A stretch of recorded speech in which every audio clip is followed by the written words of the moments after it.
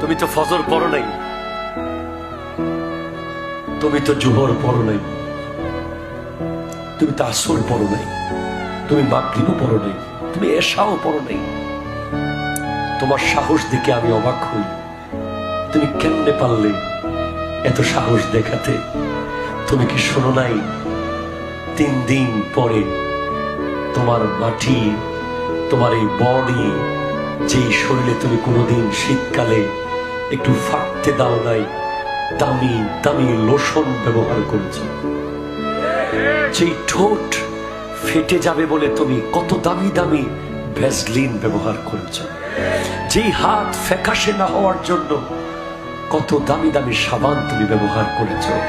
যেই চুলের যত্ন নেওয়ার জন্য পৃথিবীর দামি দামি ব্র্যান্ডের জেল তোমার বাসায়, কত শ্যাম্পু তোমার ঘরে। তোমার এই চেহারা, এই হাত, এই পা, তোমার গায়ে একটা স্পট না পড়ার জন্য তুমি সান রোদে গেলে তোমার মুখে তুমি ওই প্রোটেক্টর ইউজ করে যাও। এত কিছু তুমি করেছো এই শরীরটাকে সেফ করার জন্য, কিন্তু এই শরীর জাস্ট 3 দিনের মধ্যে খেয়ে ফেলবে।